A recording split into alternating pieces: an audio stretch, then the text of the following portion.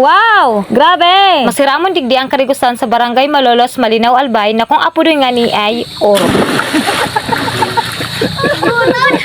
Bago kami magkarigo, mapasiring ko na kami sa bulod para makihagad kilumbot. Ining nahihiling nindo na pigagihan me, makumi man iyan sa dire, kudi nakikiagi man sana kami. Mabalo man naman kita pagsanggot kung makapatakdag man naman kang lumbod. Ay, nakatakdag! Sabi ko nga sa sadiri ko, tatao man pala niya ako magsanggot kilumbod. Pagkatapos may magpahingalo, mapasiring na kami sa urok. Mula sa harong me, mga 3 minutes, yam ka na digdi sa urok. Haranin man sana kaya ang harong me digdi. Kung hali ka man sa sentro kang Malinaw, na may lunadang ka, mga 15 minutes, yam ka na sa urok. Ang urok na ini, yaon lang sa gilid kang tinampo, kaya madali mo lang ining hanapon. Pag yaon ka na digdi sa urok, tulos mong mahihiling ang malakristal na tubig. Dawa sa tinampo. Nagabot nga ni kami digdi, odit naman sa nang para karigos, para laba buda para harok itubig. Kaya belong-belo talaga ang pagkarigos me. Kaya pigsakto mi nga ni na dit na sana ang tao digdi sa urok. Dakulon man nga ni digdi ang mga para karigos, tapi dadarayo man nga ni kang mga taga ibang lugar. Tigdadayo man nga ni ini kang mga taga ibang lugar para magharok ki inuman ki tubig. Bukod nga ni sa malinigon ang tubig digdi, dawa nga ni dahil ka na magbakal ki yelo, maliputan pa pag ininom mo ang tubig. Ining nahihiling nindo, ini mismo ang pigaharukan mi kang inuman kan tubig. Ang tubig na ini hali sa erarom kandaga. Bukal ini, ang apod nga ni ka ini, bulak-buga. Nga ni ini igwang bakot, ay ba may nga ni ang karigusan, buda ang kuahang kang inuman kan tubig. Pwede ka man nga ni digdi maglaba,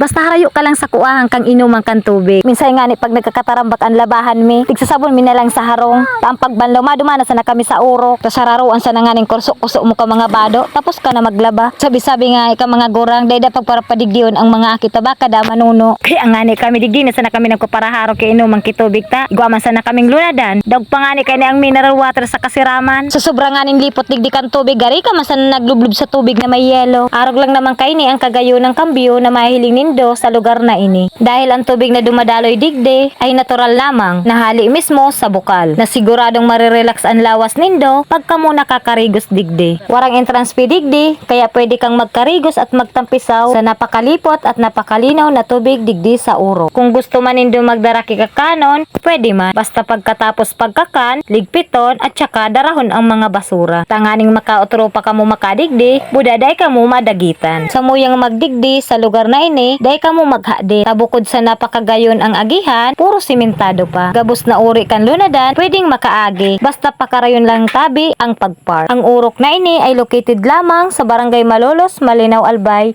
Bicol. Kung kamo naghahanap kimagayon, libre, warang entrance fee, at relaxing na lugar, ay maray na ini sa Indo. Sang ka pa? Tigdi ka na sa urok!